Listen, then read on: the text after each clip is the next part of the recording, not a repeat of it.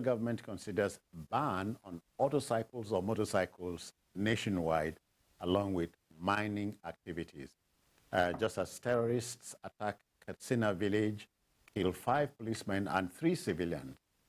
But let me report, I'm hanging out with Baba Jide Kolade Otitoju. Jide, I greet you. I greet you, Citizen Jones. And of course, we have gentleman Paul Dada also here. Paul, I greet you too. I greet you back. All right then. So the team is ready. I hope you are.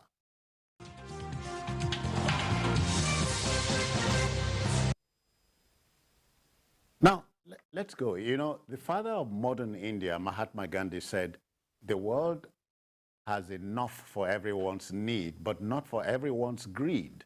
That statement seems to beg the question of how much does a man need in a 70-year lifespan? Now, a former Accountant General of the Federation, Ahmed Idris, has been remanded at the Kuje Correctional Facility in Abuja over alleged 109.4 billion naira fraud. Justice Adeyemi Ajayi of the Federal High Court, Abuja, gave the order on Idris and 3 other defendants this Friday.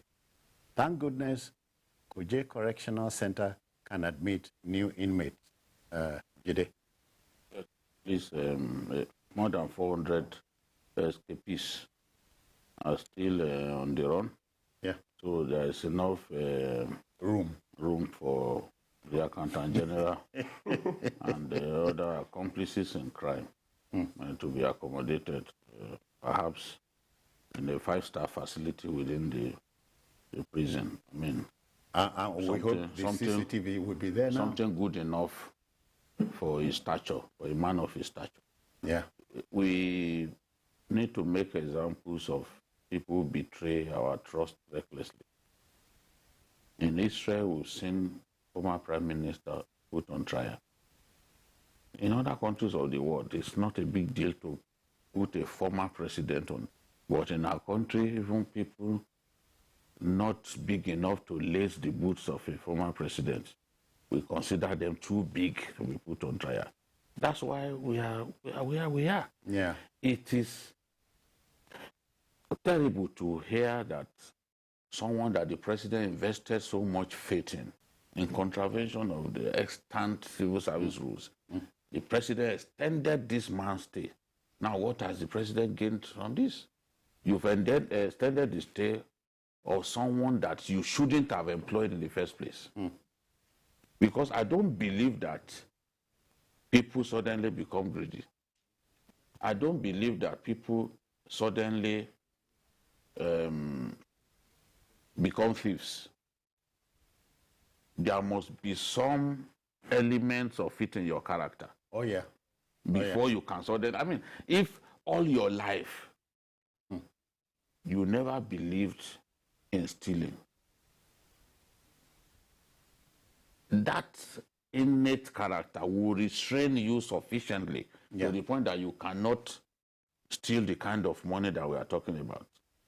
Yes, people can go through character reformation, but I'm saying that if all your life and you grew up to be a man already in his mid-50s, your character, your real character, the real man inside of you. Yes, the real man, that you. Inside of you. Yes, will restrain you sufficiently that this kind of money that we are talking about, you cannot be found involved in stealing that kind of money. So I just want to see a situation in which ultimately this trial is done and dusted, and then if the Accountant General is found guilty, or whoever, let them serve their time in court. And no precedent, nobody. In jail. In jail. Serve their time in jail. And no precedent should come up with an idea of a pardon. If you come up with an idea of a pardon, then you are just as bad as this person that you are pardoning. Let's make examples of people who steal from every one of us. In short, let's begin to punish bad behavior. Yes, aberrant behavior. Let's punish aberrant behavior. Paul, you know, let's expand the logic. 1 billion naira is 1 million in 1,000 places. And now here we are talking about 109 billion. 109 billion, not 109,000. I mean, how these people can be so wicked to steal such an amount beats me. They call it primitive acquisition. Honestly, it beats me. You have access to that kind of money, lots of money, and you steal. It means you are very, very wicked. You are an evil soul if you do that. But then, there is a long way between now and the time of conviction. If this man is guilty, then let the case be proved. This is where I normally have problem. This is where I normally have problem. Proved sometimes beyond every iota of doubt. No, it's not even every iota of doubt. In criminal cases, it's beyond every reasonable doubt. It's not beyond every shadow of doubt. There's a difference between, when you are dealing with a criminal case, the principle is beyond every reasonable doubt. Now, you don't do a shoddy prosecution. For example, if this case fails on technical grounds, then we will say EFCC was never serious ab initio. Because we see people going scot free, people that tackle things like this. To tackle things. I can tell you, of course, this man has parade of lawyers. See the advocates of Nigeria defending people like this. And then those... but the law empowers absolutely. But then the judge must be courageous and EFCC must prove his case. Another thing is, I also want to encourage, lawyers are very smart at, they are very good at using delay tactics. You understand? They can first argue jurisdiction. They fight without objection. This court does not have the power to entertain this case. The judge has to rule on that. At some point, even when a lawyer knows that he doesn't have a case, he will say, my lord, you need to recuse yourself from this matter because your body language shows you cannot get justice in this court. All sort of things that lawyers do. So the judge himself must be courageous. He must not allow frivolous applications to fly. And the EFCC must actually do its job. Jide, we live in a country where you think there are two major ways of being happy. One is improving our reality, and two, reducing our expectations. Which one do you want me to reduce? Either. Our expectations. Because I'm already reducing my expectations about how money to spend in Nigeria. Things are sky high. I entered the market today just to have an idea of how bad things are. Yeah, you got it firsthand. How terrible things have become for the ordinary man. I got into the market, went to people selling meat, went to even the woman selling pomo and all that. Were you shocked? More than shocked. Our wives are trying, because if as bad as things are, they still find a way. That's financial engineering on their part. Yeah. They still find a way to... Or making things happen. Yes, just out of what the little that you give to them. So our expectations are high about this matter. And I want to see somebody punished. For once. Let's not imagine that because somebody is big, then you has to find a way, or do the usual, what's it called? Nolle prosequi. In exchange for some money. I don't want to see that. Yeah. We've seen the Attorney General is the only person that the president cannot delegate his work. But that power has to be used responsibly. If we say we want to defeat corruption, there are some things that the Attorney General should not do.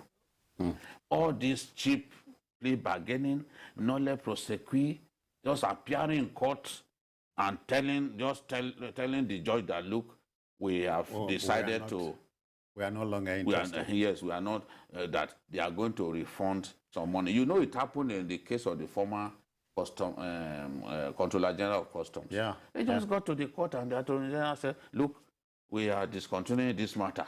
Even the FCC guys were shocked. But do you know, there is one thing, at the end of the day, we are talking about deterrence. That's where I'm headed. If this kind of person if the EFCC comes up with a watertight case and he still doesn't end up in jail, do you, in all honesty, think that the course of deterrence has been served, if that should happen? You know, I will increase my level of expectation at this point.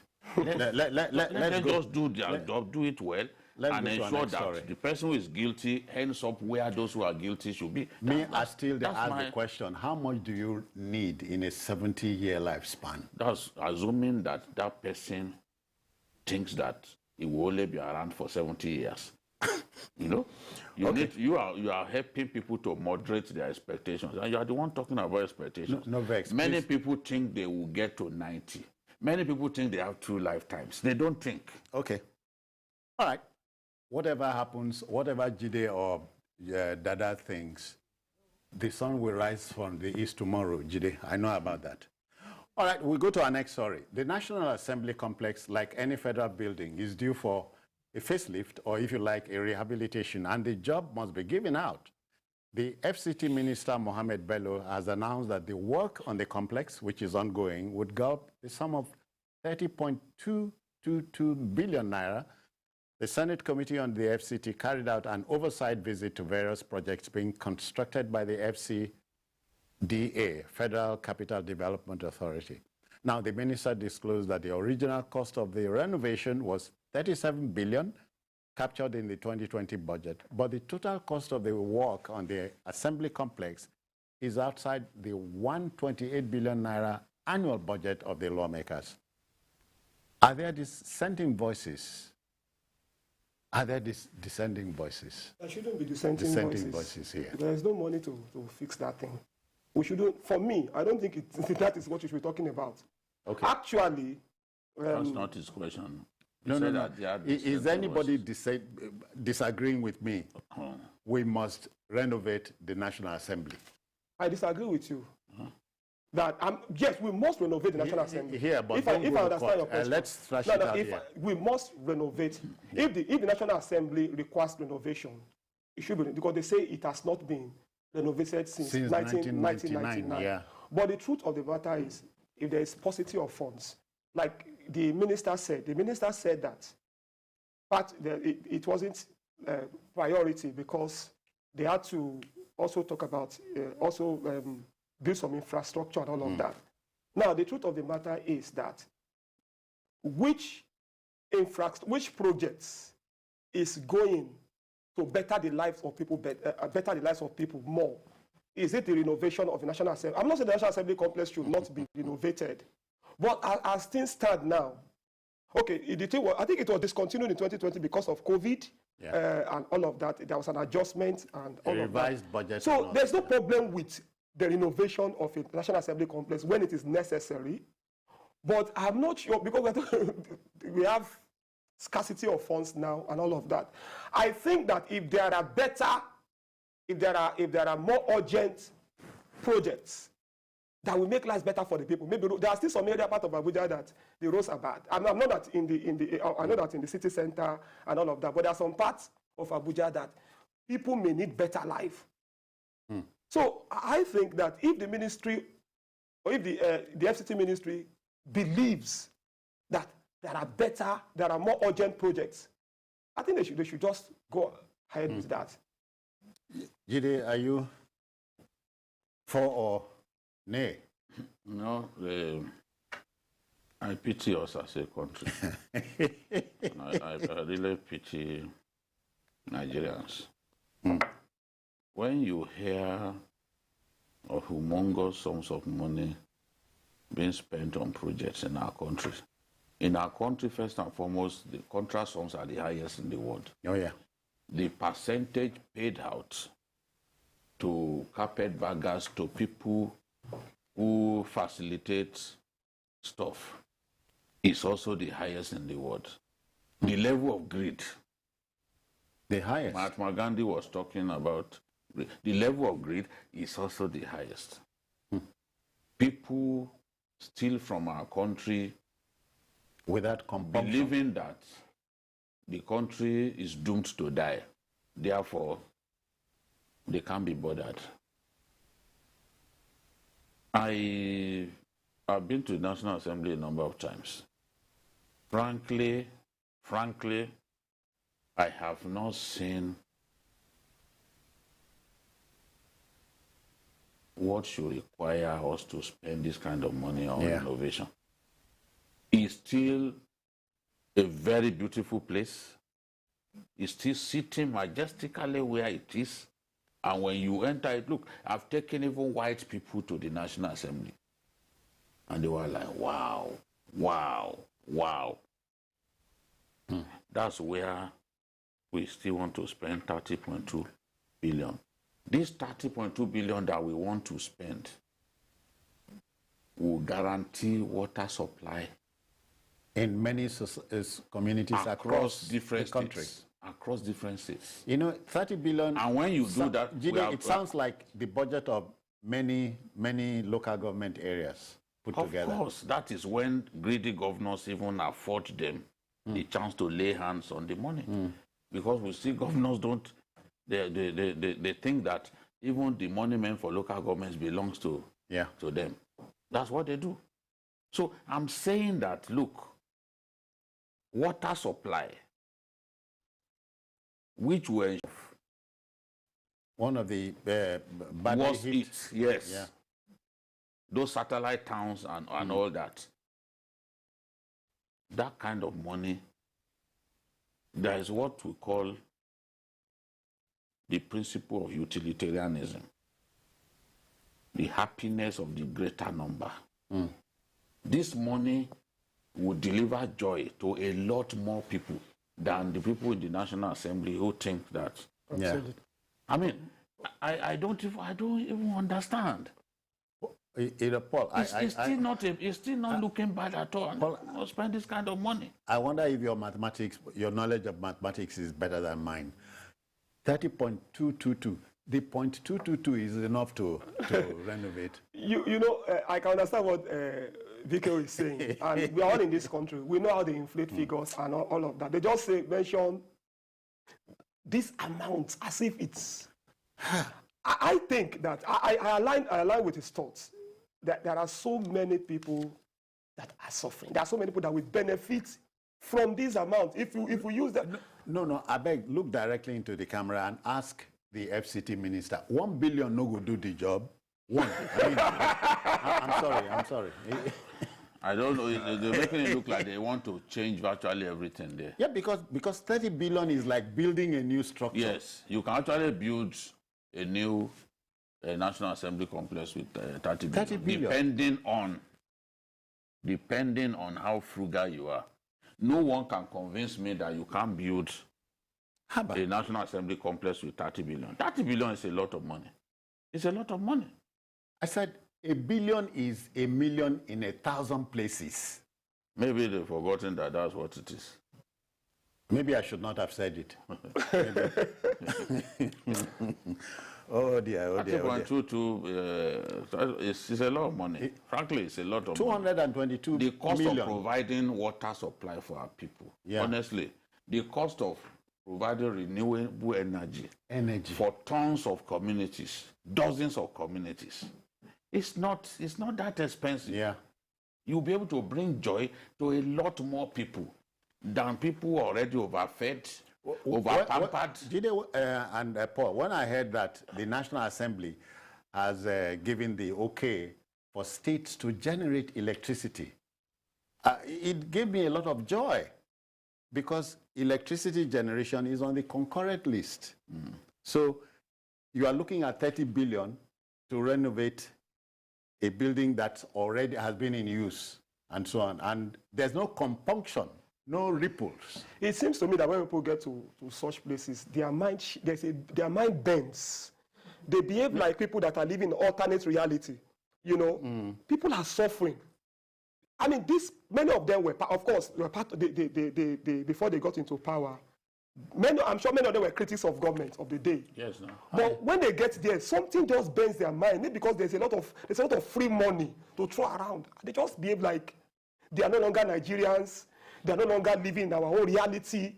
They are living in another world. In a season of extreme hunger, There are certain figures that we shouldn't be banding about. Oh, yes. Because it suggests that you are insensitive. When people hear that you want to spend this kind of money on renovation, not building a new one, simply on renovation. Okay, identify the areas that need retouching here and there. Yeah. Identify. If you identify, someone else will do that project for a lot less. That is the point. It is possible. Even contract sums vary from state to state. What it costs Oyetola to build that overhead bridge in Olaya, in Oshogbo, some other people will spend 5 times that amount. Some other people, some governors will spend 5 times that amount. Remember when this governor, the governor of Ebonyi and the governor of Rivers, when they were exchanging words. Yeah, over structures and all that. Yes, remember the Ebonyi man was saying about the cost of projects. You know? So it varies, yes, it varies from man to man, state to state. You hear about some project. Of course, Abuja is the center of corruption in our country. You know?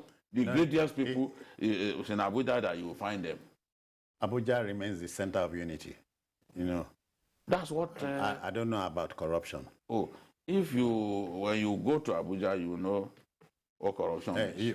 I can suggest some place to go to. Okay. From the first desk, the first civil servant that you encounter, you will know that corruption is working on 2 legs. Have you heard in Abuja? Somebody said they are federal civil servants and asked, spell that civil. You just take the sometimes it's even the civil servants. Remove the C and the I. Then replace the I with E. Okay. You get a fair It's even the civil servants that even encourage these politicians to be more... they allow culture to fester. No, they teach them the tricks. Because some of them come in, they win election, they don't understand. But they are there, because they are there permanently. The debate will continue. The debate will continue. The debate will go on, but then we are saying our business is just to help mold opinion for you based on the facts we get. 30.222 billion for renovation of the National Assembly. Would you like to see the National Assembly renovated for that amount? Let's go on a commercial break. We'll be back.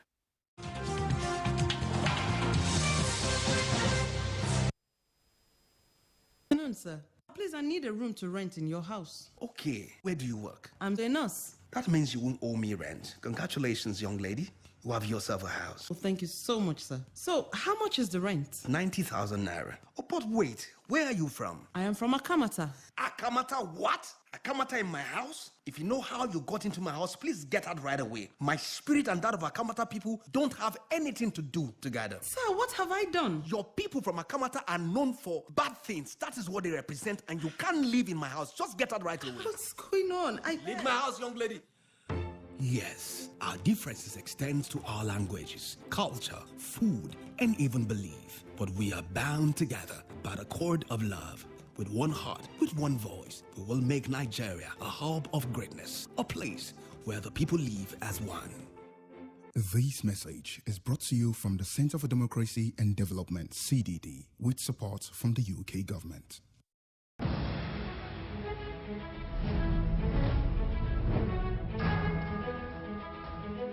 The University of Medical Sciences, UNIMED, in Ondo City, Ondo State, is not just the first specialized medical and health sciences university in Nigeria. It is the best ground for training in the health professions and medical sciences with outstanding products. I had to enroll at another institution before coming to UNIMED, and I can tell you, in terms of facility, affordable cost, uninterrupted academic calendar, University of Medical Sciences blew my mind. In just 7 years of its founding, the National Universities Commission, NUC, ranks UNIMED best among medical and health sciences university in Nigeria, 4th best state university, and 19th overall best in Nigeria in 2021. UNIMED, proudly Nigeria's first specialized medical and health sciences university.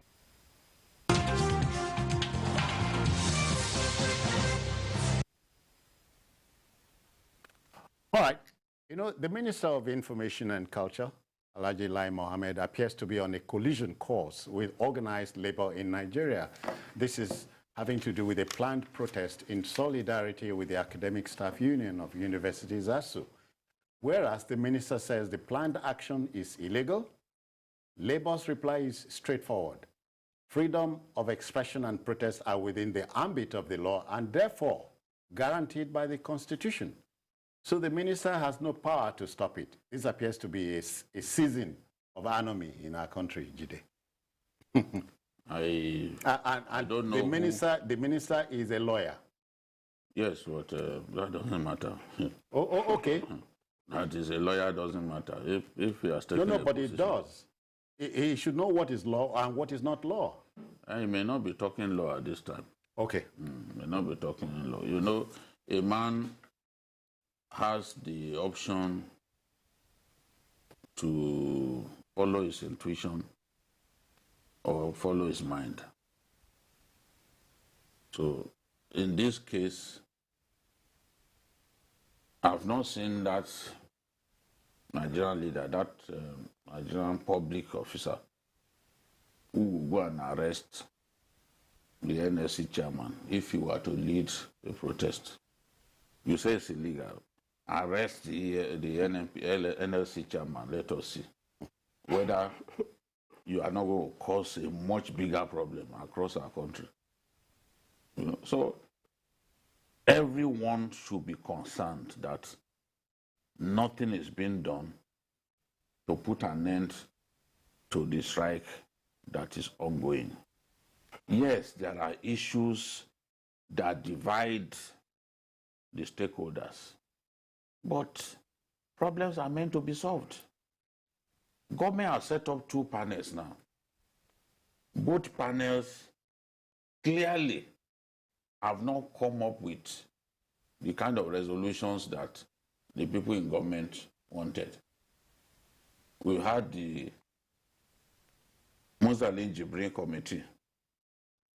They were supposed to renegotiate the 2009 agreement with ASU. Government didn't do anything about Muslim Jibrin's recommendations. Muslim, by the way, was a former executive secretary of the Universities Commission. Yeah. Then we have Nime Briggs. Nime Briggs has reportedly come out with recommendations that are startling, including recommending the 180% increase in the wages of professors. When you look at what government will need, is a humongous sum of money. You had what I think the minister was saying, that look, they will need more than 500 billion to be able to fulfill all righteousness in this conflict with ASU. But I buy the idea that Femi Falana has come up with, that look, reach out to the National Assembly, come up with a supplementary budget with 200 billion, solve this problem. If you solve this problem, Nigerians will be happy. The students will be happy. The education system will not continue to face the kind of threats that it's facing now, because you can't shut down universities since February 14. And you are showing no sign that you want nothing to give. No, there are implications for some of what is going on. So if you cannot meet those demands, call these people back. That was why I said, if I were the president, I would say, look, we are all my children. Come. This thing is, I can't do this, but I can do this. Can we find a middle ground? Yeah. To not attempt to even have that kind of conversation is what I find really disturbing. So now it's coming to the point that NSC wants to do nationwide protest. Some aviation workers too are saying no, that we will shut down the aviation sector. I can guarantee you that if anyone shuts down the aviation sector, even for 2 days, for 2 days, maybe this whole thing, yes, There are some sectors that you can't allow to go on strike even for one day. Yeah, yeah. The oil sector, for example. Pengasan people, if they say, "Look, we are going on strike," Pengasan. Power. Or even the telcos. We will say, no, you can't do that. They will reach out to them, they will solve the problem. But it's the education sector. That to tell you the accent that we place on education. That we can allow the universities to It's not just NLC. About 40 affiliated bodies want to go on the strike from the 26th of this month. 26th is when, Paul? Today is that's about 4 days. Today is 22nd, right? Yeah. But look at this. There's a splinter group from ASU. What is it called now? Congress of something, CONUA or something. And so they say it's the creation of somebody in government. And you are wondering if we are serious about solving those ones they are not serious. Those ones will just cash out. Make a little they are not At serious. the end of the day, it's the mainstream that who is going to even listen to those ones? NLC, many of them have their children in the university. For 5 months and a few days, the universities have been on strike. And we are doing nothing about it. I was talking to a boy, was it 2 or 3 days ago? He said, I wanted to submit my project when the strike started. And he said, I've already lost 1 year because of COVID. Wow. Is that the kind of future we are building? There are some, I once said there are some sectors that should never go on strike in this country. Because when the education sector goes on strike, it's like the future of Nigeria is going on strike. That's what it means. Let's factor this in somewhere into it. I hear Mr. President has given a 2-week ultimatum to the education minister. No, they denied it. They said that what he said, that it should be given 2 to 3 weeks to come up with a solution. Well, but we know that there have been promises. You know, this government, Nigerian government, comes up with resolutions or makes promises and then fail. There is nothing about this government that has inspired confidence in the labor unions that there will be a solution. Now he has committed himself to trying to get an agreement in 2-3 weeks. Maybe this strike will make him to be more serious. Okay. We are just talking about the aviation sector. You know, once it's grounded, you know what happens. People can't travel. The minister is belching orders and so on. I just see it as it must just talk. Yeah. And I don't expect anything different from the Minister of Information. It's always, I see it as grandstanding. You know, that's just the truth. They will go on this. The only thing that will stop this strike is if they come up with something very concrete. Resolve between now and the next the strike. Why should we don't? Who wants to go on strike? People don't want to go on strike. People want to work. Nobody really loves going on strike. People want to work. But if the language government understands is strike, then that is it. It should go that way. Do they understand it? Well, let's hear Ernest. Ernest is reaching us from Enugu. I greet you, Ernest. Welcome. Ernest, are you there? Me too. Good evening. Good evening. Yeah, welcome. Good evening. Yeah, thank you so much. I'm enjoying your program. I always enjoy it. Yeah, and what we are discussing now, I have not seen any country who never took their university program serious. Only in Nigeria that I have not seen a government that never took education serious. It's only in Nigeria I have not seen this. And anyway, the only thing that we can do is everybody get his PVC, because this APC government has destroyed Nigeria. Next, we are not talking APC or PDP. As a matter of fact, we don't need a PDP or APC solution to our problem, this particular problem. We need a Nigerian solution. And the solution is inside our palms. Yes. All right, I hear we must go ahead, you know, but the debate continues. ASU, government, I know if you come to a middle ground, you'll save us these sleepless nights. Okay. You know, there comes a time when one must take a position that's neither safe nor political nor popular, but one must take it because it is right. Now, the federal government is considering a countrywide ban on commercial motorcycles as well as mining activities, all in a bid to stop rising insecurity across the country. Minister of Justice and Attorney General of the Federation, Abubakar Malami, disclosed this after the National Security Council meeting at the Presidential Villa, Abuja. Meanwhile, suspected terrorists have attacked Gatigawa village in Kankara local government area of Katsina. They left a trail of blood, tears and sweat and sorrow as 5 policemen and 3 civilians were murdered in cold blood.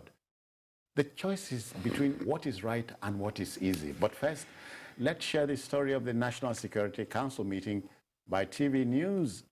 Femi Akonde. Femi, over to you now.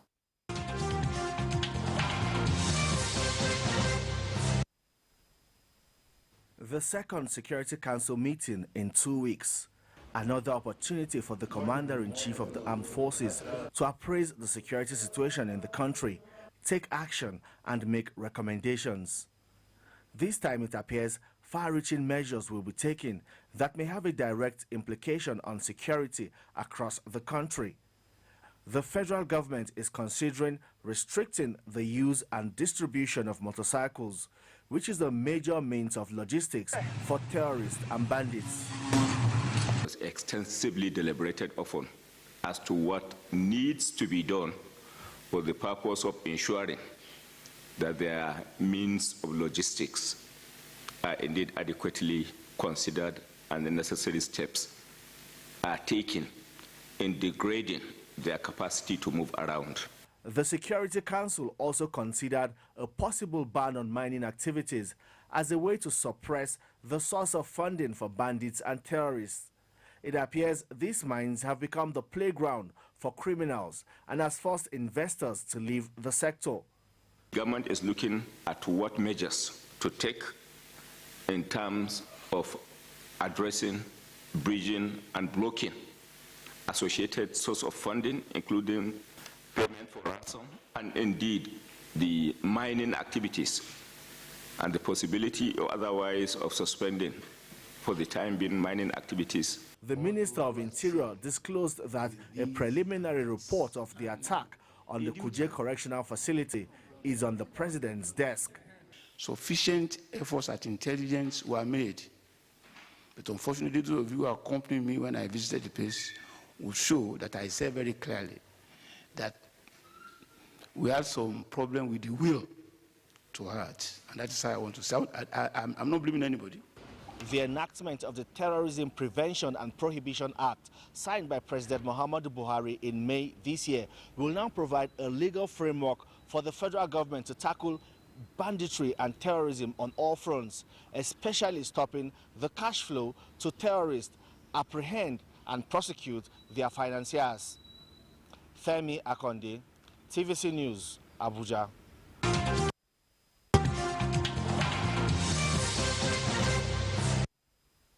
All right, many thanks, Femi. Jide, you know, we are living in very interesting times. Yes, we are. Very interesting times.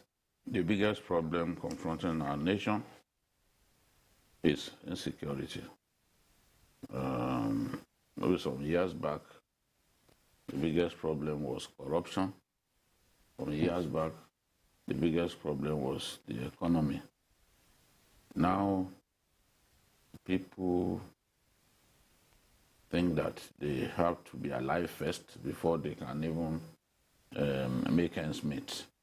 Security has suddenly become the biggest problem confronting our nation. And if there are people who are displeased with this government, a good number of them are displeased because of the government's record in tackling insecurity. And no matter what the government does, no matter the gains in other sectors, if it does not defeat insecurity, if Nigerians do not see clear improvements, verifiable improvements, they are going to judge this government harshly by the time President Buhari leaves office. You know, you get the impression that we are being crucified between two thieves. We are worried about our yesterday and our tomorrow. I'm far more worried about tomorrow than anything else because it keeps getting worse. The security situation is a lot worse today than it was yesterday. That's why I should be bothered about tomorrow. If it is a lot worse today than it was yesterday, the signs are there that if we do not take the right steps, it can only get worse. It's been getting worse. I went to interview people selling rams and other livestock just before the Salah. Last holiday, yeah. And they were telling me that, look, ram is expensive because the interland where they used to go to price these things and then bring them to the city centers and all that to sell. Have become Those places unsafe. there are places that you can't even go. Wow. You can't go. So if you can't go to bring out the livestock, the few people who are able to bring out the livestock they are going to sell at a very exorbitant rate. A lot of Nigerians are complaining about high food prices. It is largely because of insecurity. Why should a bag of local rice be selling at more than 32,000 naira? Yeah. Jero, which many people reckon is the cheapest food, even that one. Jero, is that not millet? Yes. Yeah. Is extremely expensive now because people can't access their farms. And if they can't access their farms, we will starve. Food insecurity is a big problem that we are facing now as a country. Poultries are shutting down. Yeah. Because maize is extremely expensive. The few who can even harvest maize, some of them are thinking of sending it outside Nigeria because the currencies of our neighbors are stronger than our currency. So it pays them to go and sell over there. So we have every reason why we must defeat this insecurity. I see some of what they've suggested. I don't see anything revolutionary about this because in Zamfara, when they were saying, we are going to ban mining, I said mining is not the reason you have rampant insecurity in Zamfara.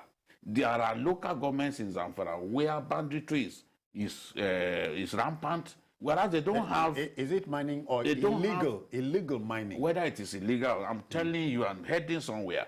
There are communities in Zamfara, and the people of Zamfara, they are watching me. There are communities in Zamfara where banditry is rampant and they don't have an ounce of gold. God did not bless those communities with gold. So to think that, if you ban mining in Zamfara, maybe they banned mining in Zamfara, it's about 2 years now. Zamfara remains the headquarters of banditry. I think they are struggling now, they are Niger, for the trophy for banditry in our country. So how come the ban on mining has not stopped banditry in Zamfara? It has not stopped. So banning mining is certainly not going to... We came up the other day, we said, okay, we are telcos, stop working. We want to... Has it stopped anything? It didn't stop. These are not the strategies to adopt. Yeah. The strategies to adopt, we've suggested, they are not taken. We said, look, embark on military action against these guys at the same time, simultaneously, across the contiguous states. Yeah. We are reluctant to do that. Without doing that, we can't go far. This is the thing. You can ban motorbikes. A lot of the bandits don't even use motorbikes. It depends on where you're talking about. A lot of them, okay, are they not kidnapping people even in the southwest? The Waraja, some of those places, Elisha, the Akure Highway, they kidnap people there. Are those ones, are they using motorbikes? Hold on, Jide, one on a ban, no go to Akwa Ibom because now we start them. The motorcycle taxi started in your... you taught us how to ride. One on a ban. Okada. No go for there. Commercial... Paul, seriously, Jide talked about At a time, we bothered about economy. Later, we worried about corruption. Now we have all three playing out now. Paul, it is time to stop looking at the window and looking at the mirror. Look at the man in the mirror. You know, I laughed when DKO said Niger and Zamfara were competing for. Me, I'm the one asking. But my laughter was will give the prize. My laughter was mirthless, because you know Yoruba say when something don't pass, cry, you go they laugh. Oh, you know, sometimes when somebody runs mad, you just start laughing. Yeah. That doesn't mean that you're happy. You know, one of my friends said that the way Nigeria is, a lot of us should go and check our mental health. And I said, how do you know the person that will examine you is also having a mental problem? Oh, yeah. Because the person is also living in this country. Yeah. The thing is, the Nigerian problem is so hydra-headed. Insecurity being the major thing. Now, if you ban motorcycles, I'm just laughing. You are still going to end up creating more security problems, because you take away people's means of livelihood, and then what do they do? What alternatives are you planning for them? Many of them will end up, Johnny, of course, you know, bandits already, Boko Haram and bandits are dangling carrots, poison carrots before people, giving them, enticing them. So a lot will have no option. They will just end up becoming part of the criminal enterprise. That's the truth.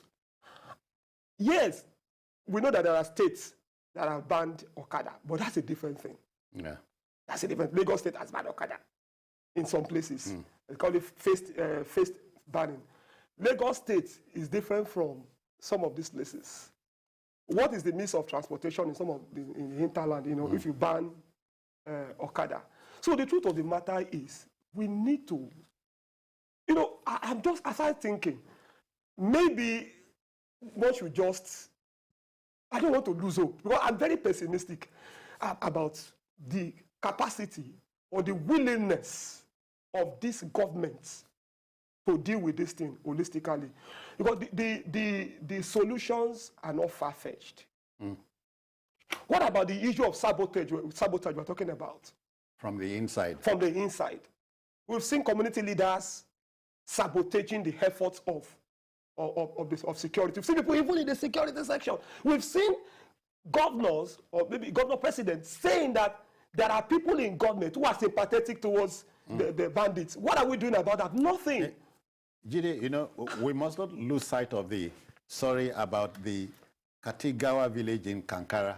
Yes. You know, the terrorists roamed wild and in a freewheeling attitude felled 5 policemen and some civilians. You know, those communities in Katsina State that the Rugu forest is passing through them. This Rugu forest, you can link Briningwari, you can link Niger State with the forest. Even it extends beyond our country. The bandits, that is their home. The Rugu forest is and we home. know this. We know. We know. I've talked about this a lot of times. We know. A bandit, you know each location. When you're talking about a location, you know the bandit that is calling the shot there, the bandit leader calling the shot there. He dare not go to another bandit leader's territory, except if he wants to die. So we know when you are talking about Zamfara and part of Katsina, we know the bandit leaders that are in that area. So you can't tell me that the security agencies do not know. What I want to see is even those big bandits. Let's even hear that they've been killed. Truji, Kachala, and the rest of them. Let's even hear. What about Wadume? Is also one of them. No, it's not. Wadume is not that kind of. Wadume was kidnapping people, was living with the rest of us. A bandit is a bandit. No, we are talking about people staying in the bush, operating in the bush. Okay. Wadume was operating inside within the town. And a lot of people around him did not even know that he was a kidnapper. Just like Evans, it was just like They didn't know. If you saw Evans on the road, Evans was a bandit himself, kidnapper. There's no way by which you can look at Evans's face and conclude that this is a bandit. But was a very clean guy and all that. I say they follow jog like you and I. So you see him, you think this is a good person, you know. So what the point I'm making is, look, it's not by banning mining. There are communities where these guys, they are present. They don't even have not settled these guys. They've shown that they can't be relied upon. If you try to make peace with them, they will still come back and still start kidnapping people after like 6 months when they finish spending all the money that you gave them. So military action can go a long way. And why I think military action can go a long way is because of the successes we are recording in the Northeast. We can record that kind of success even in the Northwest. But our approach has to be better, the strategy has to be better, and we must show no mercy. We must not show mercy to these guys. It appears that we give them the room to operate. And we know where they are. We can't say we don't know where they are. What even bothers me is the way they kill security men. And I mean, if security men are not protected, how can you and I, who don't carry guns, protect ourselves? If they can so kill policemen freely or soldiers freely, and then there is no action, nothing is done, no repercussion. I cannot fail to mention the Ochoyi Omoko village. That's in Jide's state. Seizing the passengers on the Abuja-Lokoja highway. Yes. It's also part of this thing we're talking about. Some parts of that highway that are very dangerous, especially along the boundary between the FCT and Kogi State, that's Abaji. That whole area is full of bandits. It's not every stretch of that road that is dangerous. It's just a small part. You know, in some cases, you're looking at even the Kaduna-Abuja highway, it's just around 20 kilometers that are dangerous. And it is and not all those attacks are happening within that 20 kilometer radius. To smoke them out. That is the thing. Because on that highway, I've talked about it on this program, on that highway, it is that 20-kilometer stretch. It is there that you have bushes on both sides of the road. That's it. Yeah. Which they can use to escape to Niger State. And rocks too. Yes, so those attacks are constantly happening. Shouldn't there be a means of exterminating them within that area of operation, area where they operate from? I just don't understand. All right. That will be all for today, but not before thanking Paul for coming. You're welcome. And Jide too for coming. Thank you. But gentlemen, whatever we like, make we believe. The sun will rise tomorrow from the east and set in the west, as always. Whatever we like, make we believe. Everybody go chop breakfast. So people will not chop. Some people don't have money to eat breakfast tomorrow. That's the fact. That's it on the program, you know. And boy, somebody in Nigerian musician assuming that everybody eats breakfast. Yeah. People don't know where their dinner will come from. People don't know when their next meal will come from. Hold on, we dey joke about bread, but some people will beg you for 1,000 naira to eat. I'm serious. Well, is that bad? You want ofekani? Make we go. I beg. All right, that will just about do it for today. And we want to thank you for your time. If you missed this broadcast, join us at 11 later tonight for a repeat broadcast. And on Sunday, we have a 2-hour bumper edition for you from 1:30. And don't forget, we are on YouTube at youtube.com/TVC News Nigeria. I'm Citizen Jones. Bye-bye now.